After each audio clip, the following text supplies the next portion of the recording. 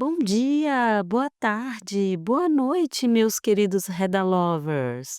Aqui é a Melina, mestranda do Programa de Pós-Graduação em Educação Profissional e Tecnológica, ProfEPT, do Campus Ouro Branco. Este é o Redação, o podcast inclusivo que fala sobre a redação do Enem para participantes cegos e com baixa visão, e tem como pano de fundo a educação profissional e tecnológica. Um podcast feito para te guiar na jornada rumo à nota 1000. Aqui descomplicamos o que parece complexo. Te ajudamos a encontrar sua própria voz no texto e mostramos que a redação do Enem pode ser uma experiência acessível e, claro, muito mais inclusiva. Prepare seu fone de ouvido, abra sua mente e vamos juntos construir uma redação de sucesso. Esse é o Redação, o som inclusivo da redação do Enem.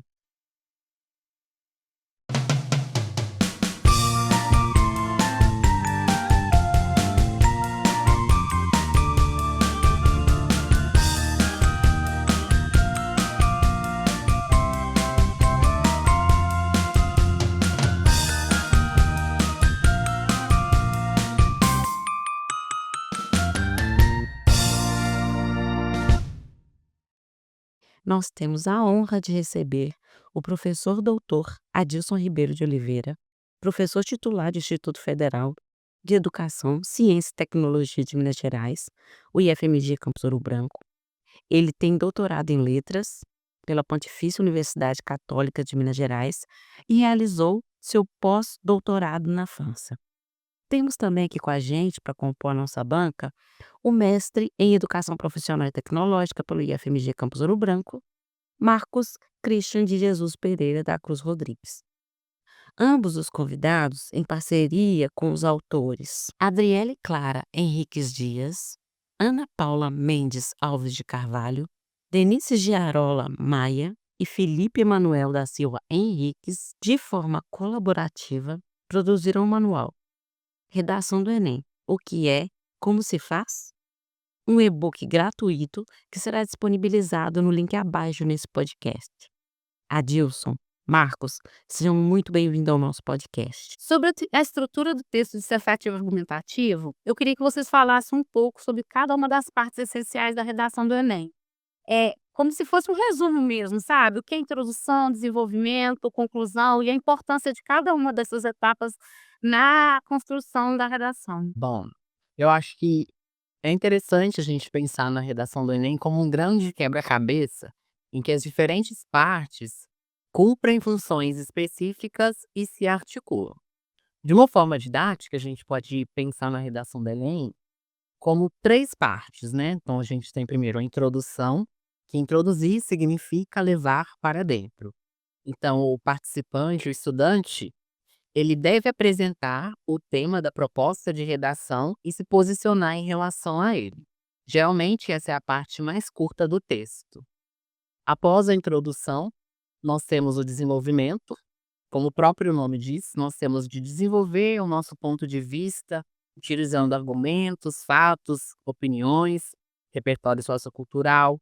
Geralmente, são 2 ou 3 parágrafos nessa parte. E, por fim, a conclusão, que consiste no fechamento da discussão realizada ao longo do texto e, claro, né, uma característica importante na redação do Enem, que é a proposta de intervenção social que deve respeitar os direitos humanos. Então, o candidato ele deve apresentar soluções ou medidas para minimizar os problemas levantados durante o texto, apresentando ação, agente, meio modo, efeito e, por fim, detalhamento de algum desses elementos anteriores. Entendi. Marcos, aproveitando que você falou, eu gostaria de trazer, antes do professor Adilson continuar, eu queria trazer aqui um ponto, uma questão para a gente discutir mesmo sobre a questão que vai abranger os alunos cegos e com baixa visão. Porque a gente tem uma estrutura da redação bem clara, né? Que a gente vai seguir na prova. Mas o estudante que ele é cego ou tem baixa visão, ele vai ou fazer utilização do leitor de tela, ele vai utilizar o braille, ou então ele vai precisar contar com alguém para ler ou para escrever o texto que ele dita durante essa redação. Então, a forma de enxergar e de organizar cada parte da redação do Enem é muito diferente para esses alunos do que para os alunos que são videntes. Porque eles dependem tanto da tecnologia quanto da mediação dos seres humanos. Então, assim, essa visualização dessa progressão entre introdução, desenvolvimento e conclusão, para eles ainda é muito complicada, eu acredito. E aí eu queria também que o professor Adilson falasse também sobre a visão dele sobre a introdução, o desenvolvimento, a conclusão, eh, da importância dessas partes, das formas como elas se ligam, para poder ter uma boa nota na redação. Então, menina, o Marco foi muito, assertivo na explicação que ele dá sobre o que é, no final das contas, a estrutura da redação do Enem, que se divide em 3 partes: introdução, desenvolvimento e conclusão. É prototípico isso, né. E cada uma dessas partes, como o Marcos explicou muito bem, precisa apresentar determinados aspectos, né. Quando você apresenta essa questão da possível dificuldade, né, dos estudantes cegos e com baixa visão de compreenderem, né, delimitarem bem o que é a introdução, desenvolvimento e a conclusão, especialmente porque a redação deles, como você disse, vai passar por mediação ou humana ou por tecnologia assistiva. Eu particularmente penso, assim, acrescentando ao que o Marcos disse, que compreender bem, se apropriar bem do que precisa ser apresentado em cada uma dessas partes, faz toda a diferença, não é? Na introdução, por exemplo, né, como o Marcos disse, introduzir é colocar para dentro, quer dizer, é situar, né, é apresentar, no final das contas, contextualizar, situar o tema sobre o qual se vai debater e apresentar também a tese que vai ser defendida. Bom, eu vou até fazer uma ressalva: a tese não precisa necessariamente aparecer na introdução, mas essa é uma dica que nós damos, que nos parece mais palatável, mais, palpável, se fazer logo na introdução a apresentação da tese, ou seja, da ideia que vai ser defendida a respeito do tema, sobre o qual é é preciso discorrer.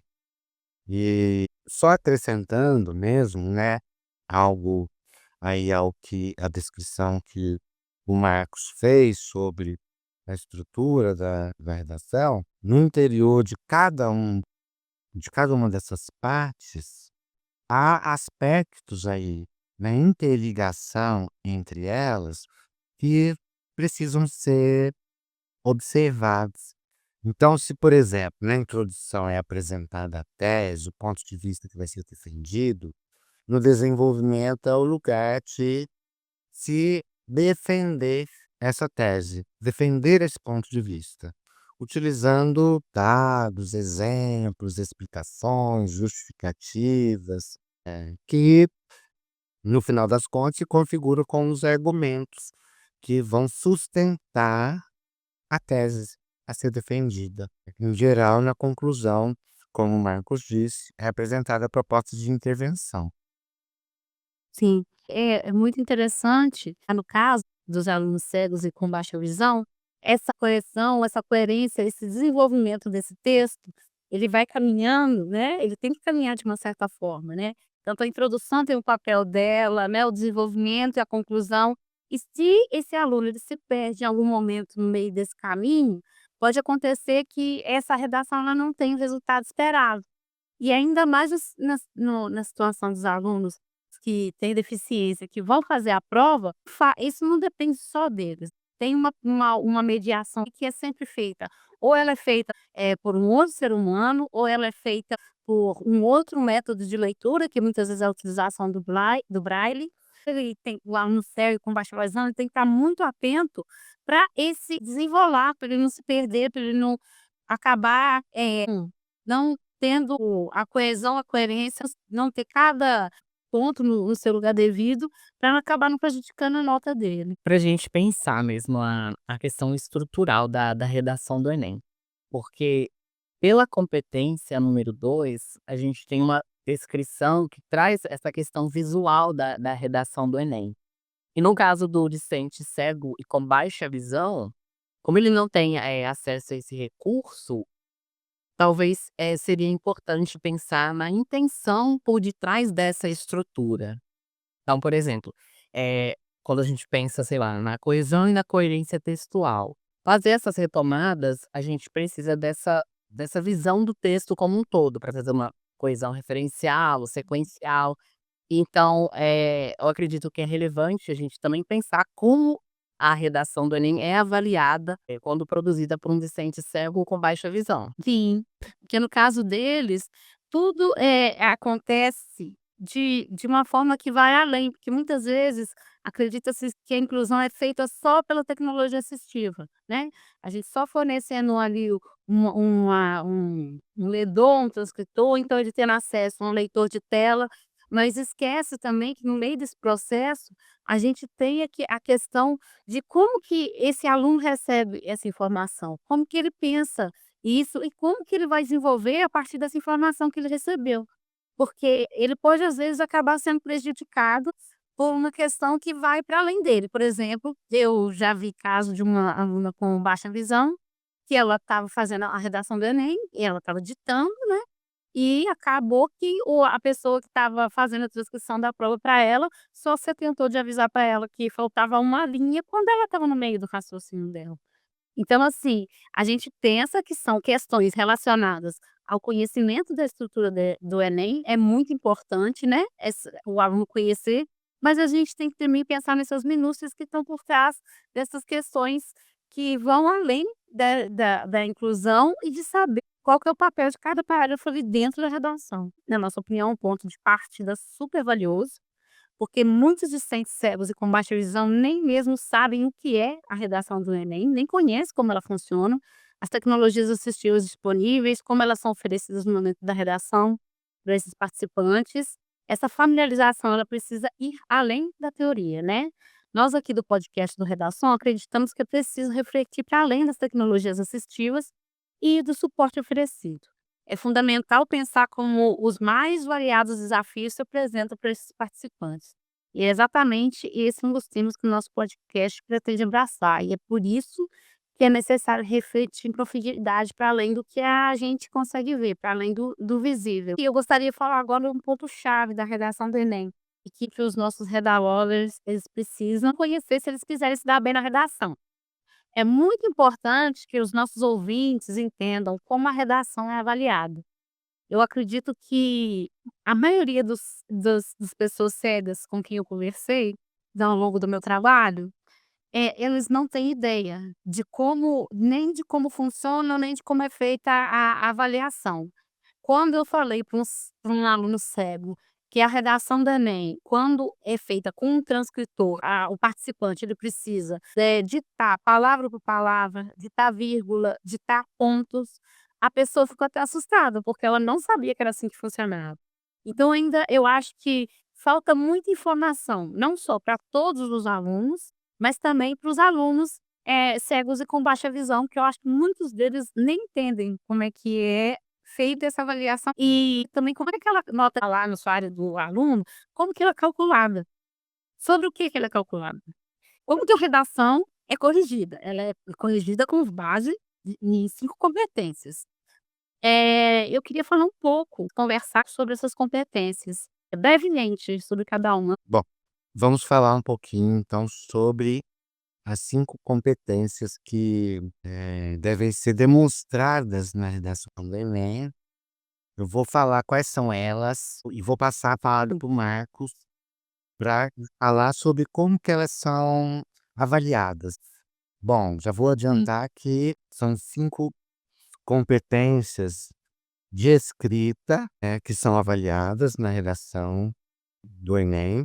Cada uma dessas competências tem um valor, né, são 200 pontos cada competência, totalizando os 1000 pontos que vale a redação do Enem. Na competência 1, o que que é verificado? O que que é observado? O que que o estudante, o autor da redação tem de demonstrar? O domínio da norma culta da língua portuguesa, porque nessa competência vão ser avaliados os conhecimentos que os estudantes têm sobre a língua portuguesa na sua modalidade formal, utilização de pontuação, de acentuação, de concordância, de regência, aspectos assim relacionados, vamos dizer assim, de forma simples, aspectos gramaticais. Na competência 2, o estudante precisa demonstrar, o autor da redação precisa demonstrar que ele compreendeu bem qual que é a proposta da redação, observando o tema sobre o qual ele precisa dissertar, sobre o qual ele precisa argumentar, e além disso, a aplicação de conhecimentos, de saberes, de conceitos das várias áreas do conhecimento e, além disso, o conhecimento sobre a estrutura do texto dissertativo argumentativo, né. Eu até costumo dizer que a competência 2, ela é uma das mais difíceis de ser demonstrada, porque ela avalia 2 aspectos ao mesmo tempo, né. Ela leva em consideração 2 aspectos. Por um lado, o conhecimento estrutural do texto dissertativo argumentativo, com introdução, desenvolvimento e conclusão. Por outro lado, e articuladamente, a capacidade que o estudante tem de discorrer sobre o tema, dissertar e argumentar sobre o tema.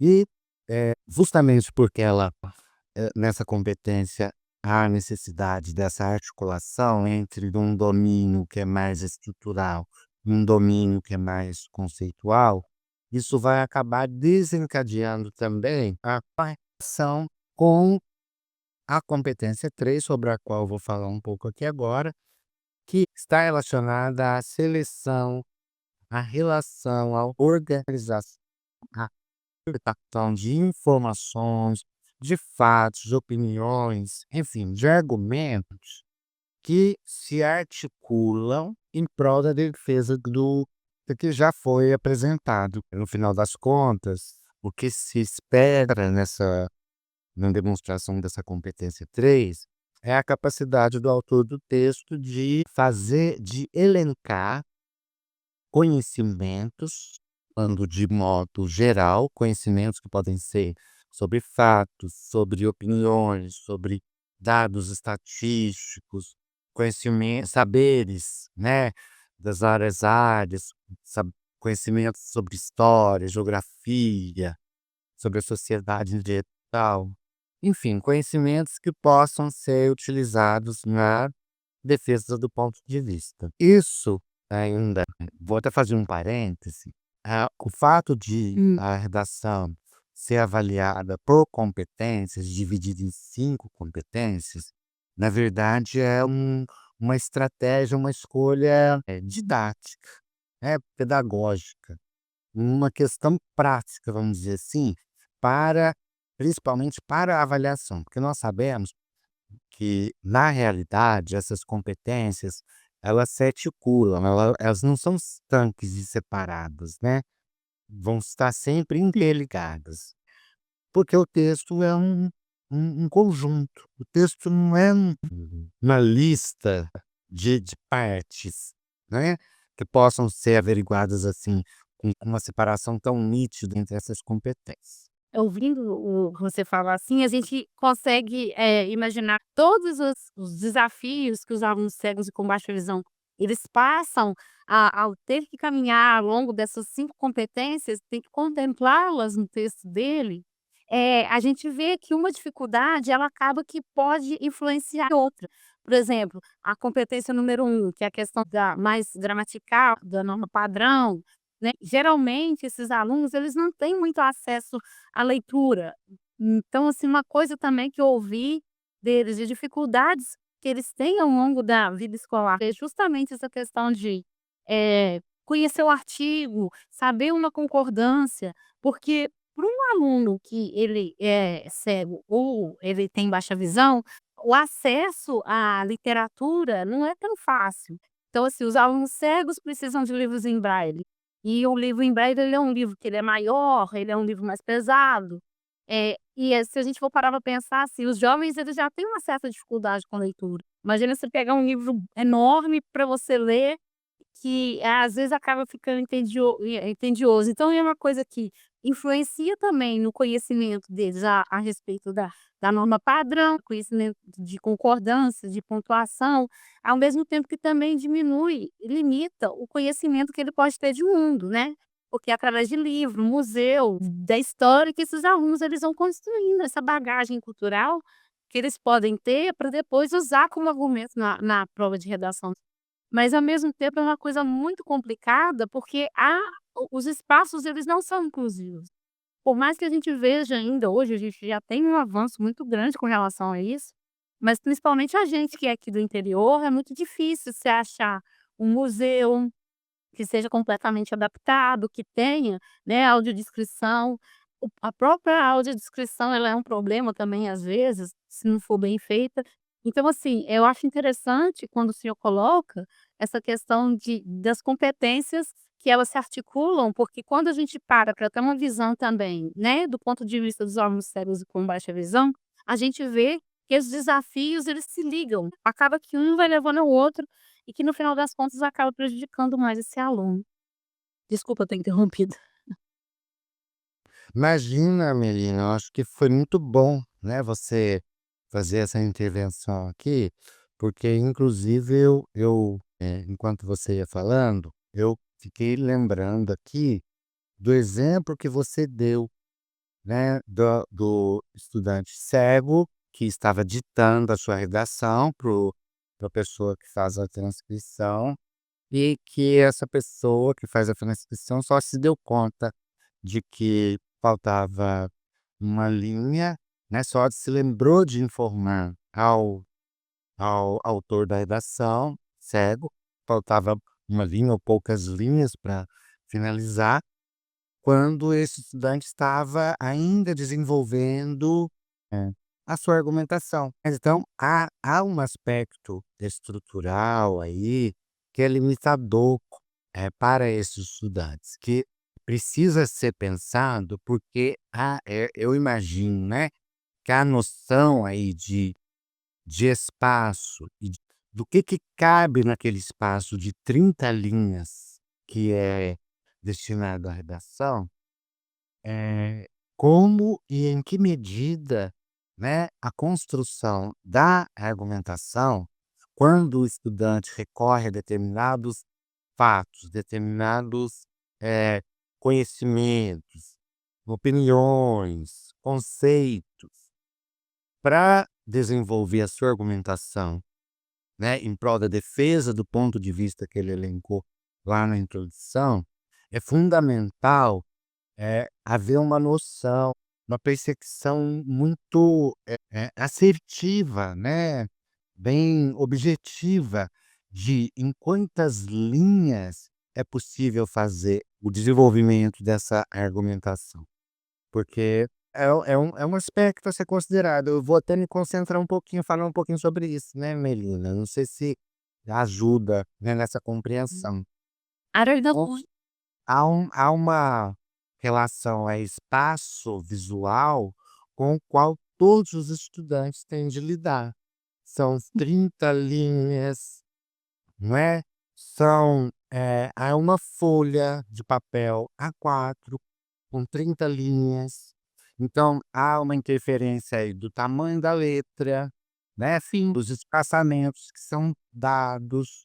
Há para qualquer estudante já essa limitação, espaço visual aí, com as quais, né, limitações qualquer estudante tem de lidar, imagina para o estudante que tem uma dimensão diferente desse espaço, porque ele, especialmente aqueles que vão ditar a sua redação. Como lidar com como mediar, né, Melina, essa relação entre a construção da argumentação, a reflexão que vai sendo feita de forma oral, para ela se enquadrar, se encaixar nesses limites aí, espaços visuais de linhas, de uma folha de papel, enfim. Eu também tive acesso a um depoimento de uma aluna com baixa visão, que a letra dela era muito grande e o rascunho não era suficiente. Então ela teve que ir escrevendo nas bordas da prova. Ela falou assim: "O outro aluno com baixa visão, ele me ensinou que a gente pode ir escrevendo quando tem ao final da página, tem aquele finalzinho que sobra ali". Então ela se viu tendo que fazer aquele finalzinho da folha ali, o rascunho da redação dela, porque a letra dela era muito grande. Então, assim, é muito pertinente e interessante isso que o senhor está trazendo para a gente, e também conversa com a outras questões igual a competência 2, que o aluno tem que ter entendido a proposta, né, da redação. E ele, para isso, o Enem, ele acaba utilizando textos motivadores. E às vezes esses textos, eles utilizam imagens, gráficos, e eles, quando esses textos, eles também precisam de uma terceira pessoa, né. E aí a interpretação do aluno passa por aquilo que é dado para ele. E aí eu queria ver até com o Marcos, o que que ele acha dessa questão, assim, também da competência 2 da redação do Enem, da importância desse entendimento que os alunos têm que ter e qual que é o papel também que ele acha dos textos motivadores. Eu queria que você falasse um pouquinho para a gente o que que você acha, dessa questão dos textos, de tangenciar o tema. Fala um pouquinho da competência 2. Então, eu acho que é isso mesmo, a questão de pensar as competências como mecanismos para a avaliação, mas que durante o texto, né, o estudante ele mobiliza ali diversas habilidades, conhecimentos de forma simultânea. Então a Dilson já falou, por exemplo, sobre as competências 1 e 2, e então vou me ater nas demais para a gente ter essa compreensão das 5 competências. Na competência 4 é avaliado o processo argumentativo do estudante na redação do Enem. Então, quais são os argumentos mobilizados, as estratégias argumentativas, se naquele texto há um projeto, ou seja, se o estudante ele faz retomadas de ideias que ele já levantou anteriormente, se faz comparações, conclusões. A competência 4, por exemplo, ela foca na questão dos mecanismos coesivos. Então, como o estudante ele articula diferentes partes do texto, tanto, entre os próprios parágrafos, quanto entre as próprias frases. Então, eu fico pensando na questão dos estudantes cegos ou com baixa visão, como, essa competência é avaliada, porque o estudante vidente, ele ali consegue ter uma visão do texto e identificar se em cada parágrafo há um mecanismo coesivo, principalmente uma conjunção, né, já que na redação do Enem são valorizados os mecanismos coesivos sequenciais.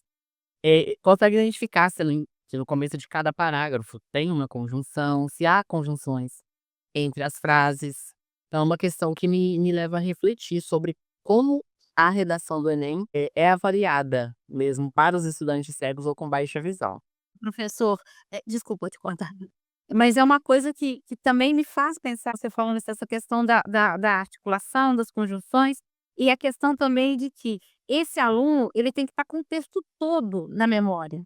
A gente que é vidente, por exemplo, a gente quer retomar um assunto, a gente pode às vezes, igual o aluno adolescente, numa situação de nervosismo no início da prova, esquecer. E ele pode voltar lá no primeiro parágrafo e retornar o que ele escreveu do jeitinho que ele escreveu. O estudante, com baixa visão ou cego, ele precisa estar sempre atento a essa questão. O cego, que ele tem que construir mentalmente, e o com baixa visão, que mesmo que ele consiga ver, se ele está com o transcritor ali, ele precisa fazer um esforço de memória para retomar o que que ele pensou, né, naquele parágrafo. Então é um movimento muito mais, desafiador para esses alunos, porque eles não têm essa opção que a gente tem de poder voltar lá no texto e falar: "Não, eu falei isso, isso e isso". Então, para dar continuidade, eles têm que fazer esse exercício todo, mais o exercício de ditar para o transcritor, assim, eu acredito que isso é muito desafiador. Na competência 5 é exigida uma proposta de intervenção social que respeite os direitos humanos. E basicamente, essa competência exige que o estudante apresente quem, o agente, vai fazer o quê, Hum. como e para quê, além de ser importante também o detalhamento de algum desses elementos. E voltando então à sua pergunta sobre a competência 2, é avaliada na competência 2 a abordagem temática, e aí entram os casos de fuga, tangência e abordagem completa. E como uma sugestão, né, para quem vai fazer a redação do Enem, para não fugir ou tangenciar o tema, é importante fazer uma leitura atenciosa, né, dos textos motivadores, marcar as palavras-chave no tema, porque cada palavra ali daquela estrutura é importante e deve ser contemplada ao longo do texto.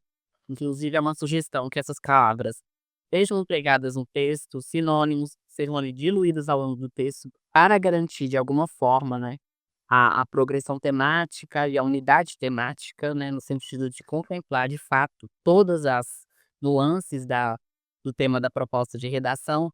E aí eu penso sobre a questão do discente cego com baixa visão, porque a leitura do texto motivador dele, na verdade, é realizada a princípio por um terceiro. Então, Isso. como se a gente pensa que a redação do Enem, então, vão ter vários leitores ali de apoio, como garantir uma padronização no sentido de que todos os discentes cegos ou com baixa visão vão ter acesso à mesma interpretação, já que isso é complexo no meu ponto de vista, porque a interpretação do leitor de suporte vai influenciar a forma como o próprio estudante vai interpretar a redação do Enem. Abrindo parênteses aqui, professor Marcos, essa descrição ela vem feita pelo INEP, mas aquilo que, eu penso a gente chega à conclusão de que não é só leitura, interpretação, é a mesma questão que cai nos e-books, que a gente falou lá na primeira competência, de pontuação do aluno conhecer, ou então quando a gente fala daquele conhecimento de mundo que ele tem que ter, aí o aluno vai: "Vou ler um e-book". Eu não sei se vocês já tiveram oportunidade de escutar um e-book. É uma coisa que é muito marcada no ritmo só, dependendo de como aquilo é lido, e fica muito, muito, muito, entediante. E o que faz a pessoa se prender a uma história, a gostar daquelas histórias, geralmente é a motivação, né. A gente tem visto que tem algumas iniciativas agora que têm aparecido de leitura de textos, como se fossem as radionovelas de antigamente. Para ver se consegue, prender a atenção desses ouvintes, porque o e-book, às vezes, cai nesse mesmo problema que é o do ledor, que influencia não só o que está escrito ali, mas a altura da voz, a entonação.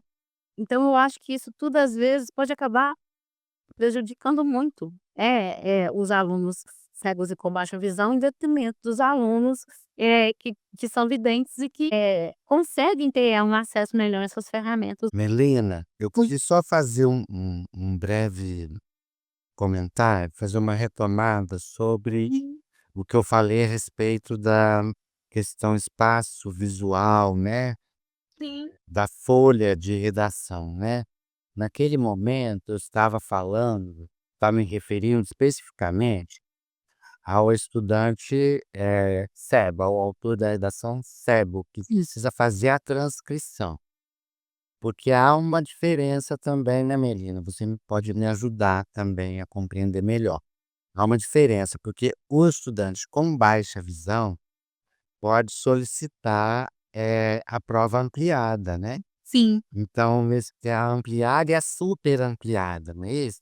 Sim. Então, para esse estudante com baixa visão, eh, a questão sobre a qual chamei atenção, espaço visual, ela é um pouco diferente, né, porque ele não vai ditar a redação para alguém transcrever.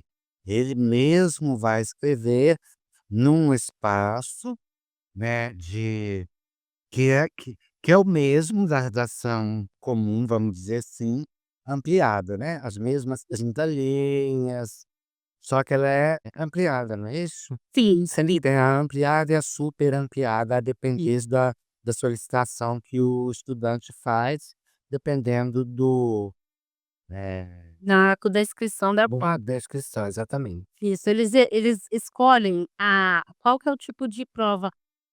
Tudo muito recente, professor Adilson. Por exemplo, o leitor de tela, ele está presente no Enem há 2 anos. Sim. Então, assim, a leitura em braille sempre esteve presente, né, mas as tecnologias assistivas, elas foram progredindo com o tempo. Então, assim, hoje em dia, o aluno ele pode levar a máquina de escrever em braille, pode levar Suraban, pode levar uma infinidade de tecnologias assistivas que lá nos primórdios, lá nas primeiras provas, ele não poderia ter acesso. Hum. É uma coisa que vem evoluindo, e é uma coisa que eu acho que meu trabalho tem um pouco olhar para isso, porque Sim. acontece que preocupa-se muito com a tecnologia assistiva física, mas ninguém nunca para pensar, como que esse aluno pensa isso? Como que ele entende o que é um tangenciamento? Essa questão dele ter que, por exemplo, fazer mentalmente uma redação inteira, ou então a pessoa com baixa visão, porque se for parar pra pensar, a linha é aumentada. Mas existem vários tipos de baixa visão. Tem aluno que usa lupa, tem aluno que prefere chegar a prova bem pertinho, mas mesmo assim, isso acaba de por prejudicá-los de alguma maneira. Então assim, essa questão é muito interessante, eu acho que é por isso que a gente tem que começar a voltar um olhar para como isso chega para esse aluno. Porque, querendo ou não, na questão inclusiva de tecnologias assistivas, a gente vem caminhando, não do jeito que a gente deveria caminhar, mas a gente já teve, principalmente depois da LDI de 2015 e da lei de cotas, a gente já evoluiu bastante. Não o suficiente, mas a gente já vem caminhando. Então, eu acho que está chegando a hora também da gente voltar um olhar também para essa questão de como que esse aluno ele, para além das tecnologias assistivas, sabe, ele entende mesmo o que está acontecendo ali. Bem, chegamos ao final de mais um Redação. Nós vamos continuar a entrevista com nossos entrevistados, o professor doutor Adilson e o mestre em Educação Profissional Tecnológica, Marcos Christian, em uma outra oportunidade. Agora eu gostaria de agradecer a participação dos dois e aguardo vocês no próximo episódio, Reda Lovers.